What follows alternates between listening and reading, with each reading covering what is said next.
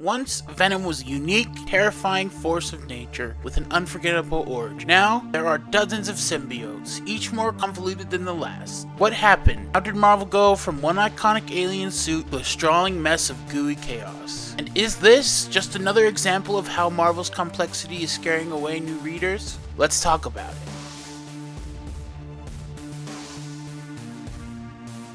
The story begins with Amazing Spider-Man in 1984. Peter Parker's sleek black suit first unveiled in Secret Wars number 8, but it was an instant hit with fans. Its minimalist design gave Spider-Man a bold, modern edge. There was more to the suit than its look. It was alive. The symbiotic alien enhanced Peter's ability, but it also crept into his mind, amplifying his darker impulses. The bond between Peter and the symbiote grew dangerously close, almost parasitic. When Peter discovered the truth that the suit was attempting to permanently bond with him, he made the painful choice to reject it, tearing it off in a church bell tower. That rejection was traumatic for both of them. For the symbiote, Peter's rejection was more than losing a host. It was being cast aside by the one being it thought it belonged to. In its despair, the symbiote found Eddie Brock in the very same church, a man consumed by his own rejection and loss. Eddie, a disgraced journalist whose career and life had been ruined by Spider-Man, had come to the church that night seeking solace, even while contemplating ending his own life. Instead, he found salvation in the form of the symbiote. In that moment, Eddie and the symbiote bonded, not just physically, but emotionally. Both had been rejected, both were consumed by rage, and in each other they found a twisted sense of purpose. Together, they became Venom, a creature of pure vengeance, united by their hatred of Spider-Man. But Venom wasn't just another villain. There was something deeply human and even sympathetic about him. Eddie and the symbiotes were both driven by loss and rejection, emotions readers could easily relate to. Most people have experienced the pain of being cast aside or overlooked, and Venom embodied that pain in a way that was raw and visceral. At the same time, he was a reminder that everyone has a dark side, a piece of themselves that if left unchecked could consume them. This duality made Venom more than a monster. He was terrifying, yes, but also tragic. Underneath the sharp teeth and dripping jaws were two broken beings who in their desperation had saved each other. Fans weren't just captivated by Venom's design or powers, they were drawn to his story, a dark reflection of Spider-Man himself. Where Peter Parker's story was about responsibility and hope, Venom's was about rejection and survival. And in that contrast, Marvel had created something truly unforgettable.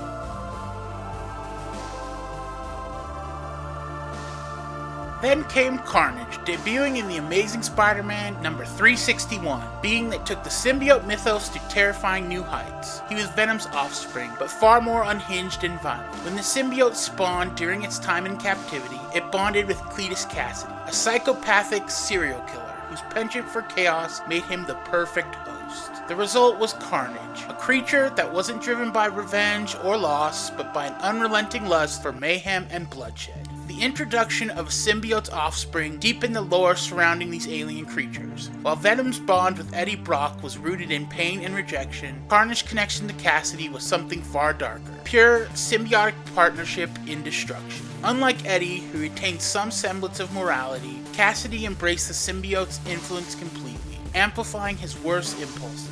Together, they became a perfect storm of carnage, and set a new standard for just how terrifying the symbiotes could be. Marvel seemed to strike gold again, after crafting a villain who not only upped the stakes for Spider-Man, but also for Venom. Carnage was stronger, faster, and completely unpredictable, which made him a nightmare for both heroes and readers.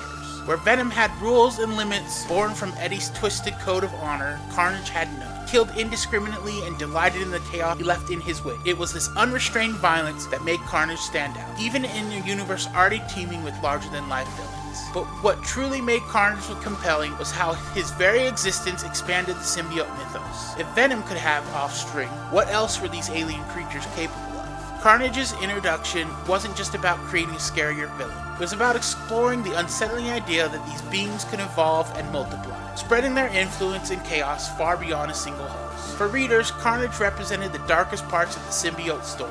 If Venom symbolized the temptation of the dark side that could be reined in, Carnage was the embodiment of the darkness left unchecked. A horrifying reminder of what happens when evil isn't restrained. And for Spider-Man, Carnage was more than just a new challenge. It was a nightmare come to life. forcing Peter to face an enemy that defied reason, morality, or redemption. Marvel leaned into the horror and violence, crafting stories that shocked and thrilled fans, solidifying Carnage's place as one of the most dangerous and unforgettable villains in Spider-Man's rogues gallery.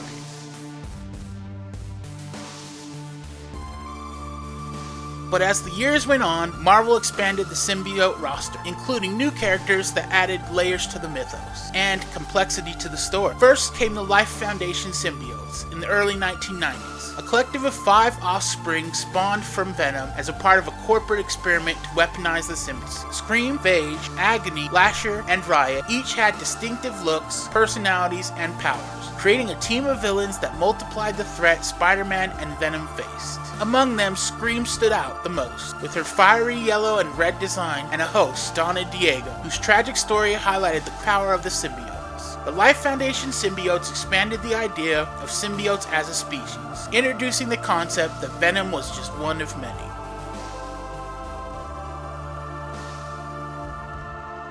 In 2004, Toxin was introduced as the child of Carnage in Venom vs. Carnage.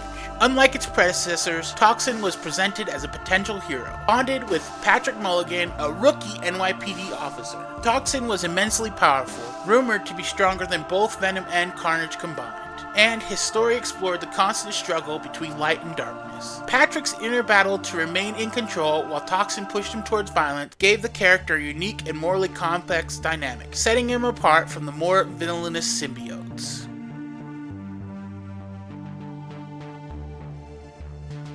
Then, in 2008, in The Amazing Spider-Man number 569, Marvel flipped the script with Anti-Venom. Eddie Brock, who had been separated from the Venom symbiote at this time, bonded with the remnants of the alien fused with his white blood cells after being cured of cancer. The result was Anti-Venom, a glowing white symbiote that wasn't a force of destruction, but of healing. It could purge toxins, cure diseases, and even cleanse other symbiotes. Anti-Venom redefined what a symbiote could be, turning the concept on its head while giving Eddie Brock a fresh arc as a redemptive figure. As these characters were introduced, the symbiote mythos continued to evolve.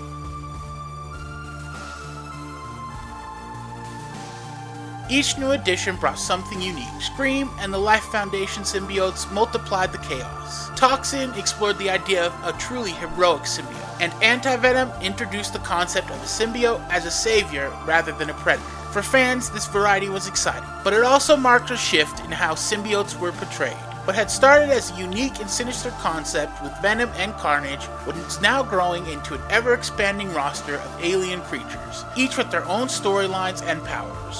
While these new characters enriched the lore, they also complicated, making a turning point for the symbiotes. The simplicity of Venom's original story gave way to something larger, an ecosystem of characters that risked overwhelming the narrative that Marvel had built.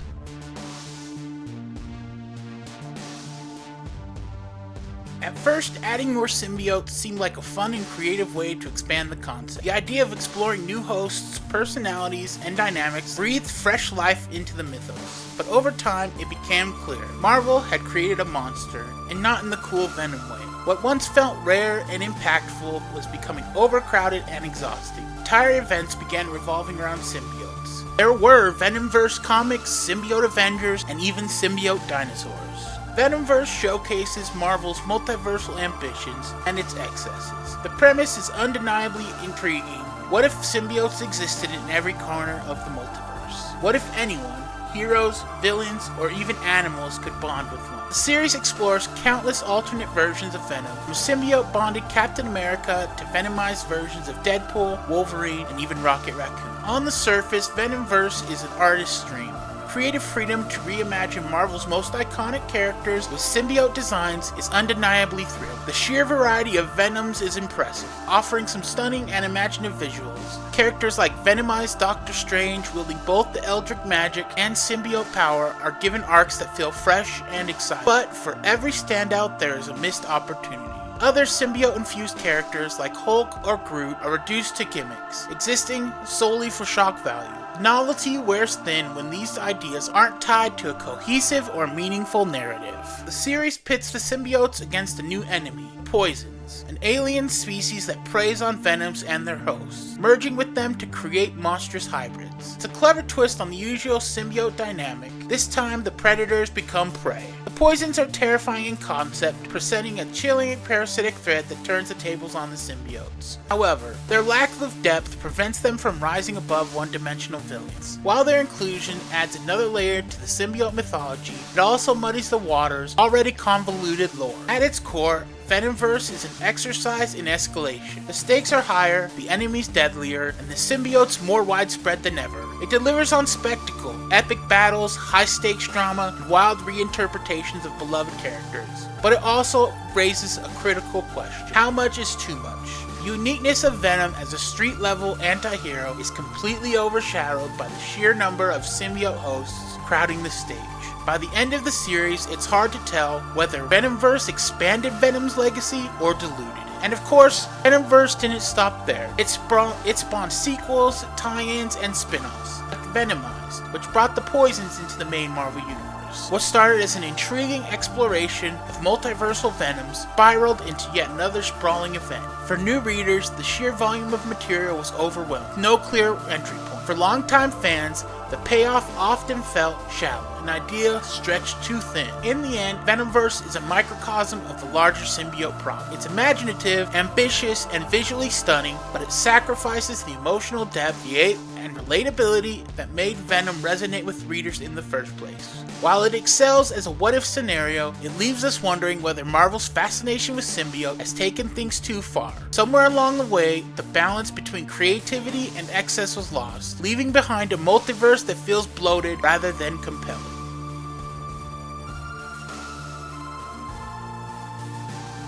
Absolute Carnage marked a return to Carnage's roots. In this 2019 event, Cletus Cassidy, powered by the Carnage symbiote, sought to reclaim every symbiote ever bonded to a host, creating an unstoppable wave of destruction. The story was ambitious, but it also harkened back to the horror and chaos that made Carnage such an iconic character in the first place.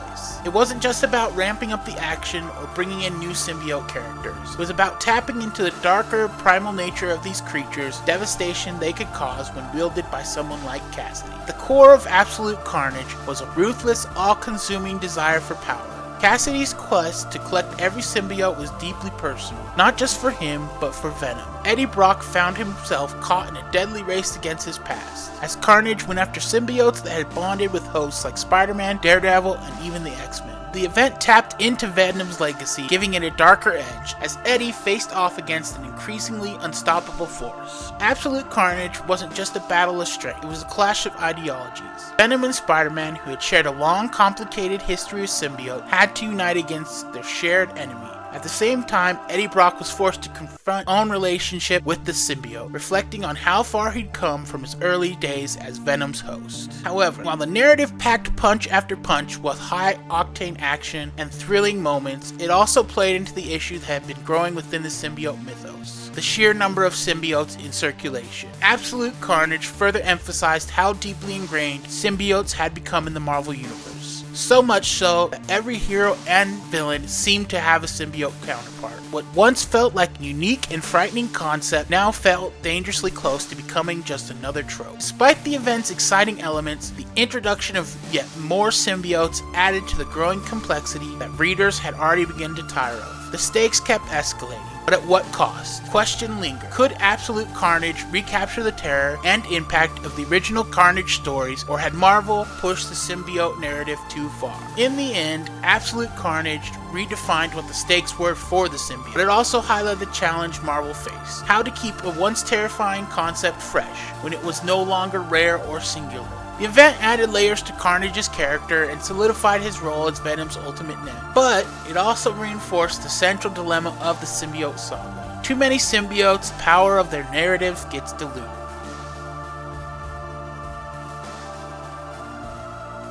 And then along came Knull, God, force of nature, of revelation. Knull redefined the symbiote mythos, positioning himself as the god of symbiote. His origin, tied to the dawn of the universe itself, turned symbiotes into ancient cosmic weapons. As a being of darkness, born before the light, Knull brought an entirely new dimension to their story. One that elevated the symbiotes from alien parasites, godlike creatures of domination. But the shift in scale also introduced a dilemma. What had once been a more grounded, personal narrative centered on Eddie Brock and his relationship with the symbiote was now expanded to a cosmic scale that made it harder and harder for some readers to connect core elements that made Venom's story so compelling. King in Black turned the cosmic horror introduced in Absolute Carnage into a full-scale apocalyptic event. Knull's arrival was nothing short of earth-shattering. He unleashed an army of symbiote dragons and a terrifying celestial-level power that seemed unstoppable. He encased the Earth in a symbiote barrier, cutting off the sun, plunging the world into eternal darkness. With every major superhero team forced to join the fight, Avengers, X-Men, the Fantastic Four, the odds of defeating Knull seemed slimmer by the second. The sheer scale of King in Black was huge.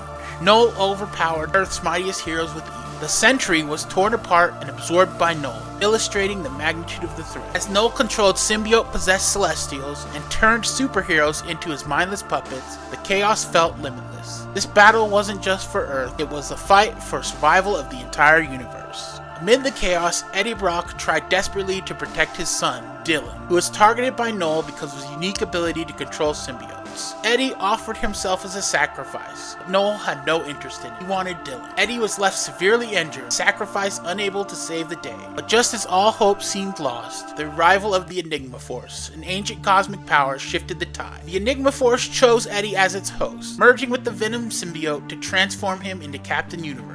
Armed with the cosmic power of the Enigma Force, battle axe forged from Thor's Mjolnir and Silver Surfer's board, Eddie took the fight directly to Knull. In the final battle, Eddie wielded his newfound power to defeat Knull, sending him into the sun and freeing the symbiotes from his control. King in Black concluded with a climactic victory for the symbiotes and Earth, but it also crystallized Marvel's growing issue with the symbiote stories. What made Venom and Eddie so compelling had been overshadowed by the cosmic spectacle. It was no longer about the struggle of one man and his alien symbiote, it was about the fate of the universe. Grand scale was exciting, but it left behind the emotional depth, character-driven storytelling that had once made these stories resonate with readers.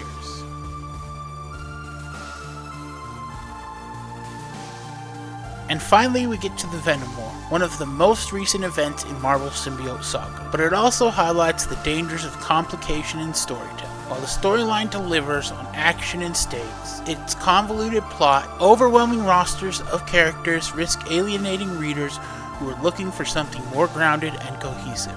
The conflict kicks off at the Grand Garden Arena, where Eddie Brock, now the King in Black, declares his dominion in a demand to reclaim his son Dylan and the Venom symbiote. What follows is an increasingly chaotic series of battles, shifting alliances and overlapping narratives that make it difficult to find a clear emotional or thematic through. At the heart of the story is a clash between Eddie and Dylan, with Dylan stepping into his role as a Prince in Black and challenging his father's control. This familial conflict has great potential, but is often overshadowed by the introduction of countless elements, including the Symbiotes, symbiote zombies unleashed by the villain Meridius, an alternate version of Eddie. The Symbiotes, while an intriguing concept, feel more like a gimmick, escalate the stakes than an organic part of the story. As the battles escalate, Eddie bonds with multiple symbiotes.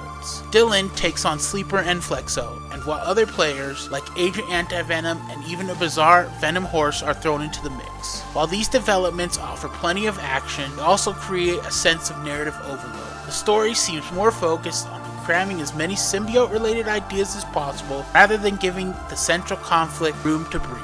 Meridius' plan to corrupt the symbiote hive using the Necrospear, weapon akin to Knull's all-black Necrosword, brings an interesting thematic tie to the larger symbiote mythology. However, the resolution, Dylan stabbing Eddie with the Codex blade to sever his father's connection to the hive, feels rushed and emotionally hollow. The supposed death of the King in Black should be a moment of enormous impact, but is buried under the weight of everything else happening. The introduction of Ergenrak, a reverse carnage weapon wielded by the future version of Dylan, known as Old Man Venom, feels like a last-minute Deus Ex Machina to wrap up the story. Dylan's transformation into a golden super form is visually striking, but comes off as a superficial resolution to a story that hasn't taken the time to properly develop its emotional stakes. By the end, Dylan defeats Meridius, and the Symbiotes are destroyed. However, this victory is bittersweet at best. The Venom symbiote sacrifices itself to save Dylan, leaving him unbonded and vulnerable. Eddie, now fully human and gravely wounded, is approached by the dying Carnage symbiote, hinting at yet another twist that feels more exhausting than exciting. While the Venom War certainly tries to deliver an epic high-stakes story, it ultimately stumbles under the weight of its own ambitions. Overuse of the symbiote-related concepts, symbiotes, necrospears, alternate future versions of characters, leaves little room for genuine emotional connection. Instead of exploring the rich dynamic between Eddie and Dylan, the story seems more concerned with introducing new ideas, setting up future storylines. For fans deeply invested in the symbiote mythos, this event might still deliver plenty of excitement. However, for new people or others, the Venom War serves as a reminder that bigger isn't always better. Sometimes focusing on the core of a story, its characters and their relationships, is far more powerful than a never-ending barrage of cosmic chaos.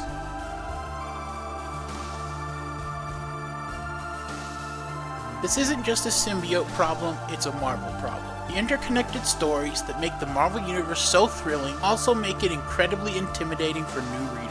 Imagine picking up a Venom comic and realizing you need to read King in Black or maybe even Guardians of the Galaxy just to figure out what's going on. Eddie Brock was once just a disgraced journalist who stumbled onto a strange alien suit. Then he became the King in Black, unwielding imaginal cosmic power and commanding an entire symbiote hive. And now, he might even become Carnage. How do you explain that to someone who just wants to read about a guy with a cool alien suit? It's no wonder so many potential readers feel lost before they even begin. The symbiote mythos alone spans decades, with constant reinventions and sprawling crossovers. What started as a simple rivalry between Spider-Man and Venom has exploded into a tangled web of alternate futures, undead symbiotes, and universe-ending stakes. For longtime fans, this can feel like a reward, but for new readers, it's a barrier. Where do you even start when a story seems to depend on three others?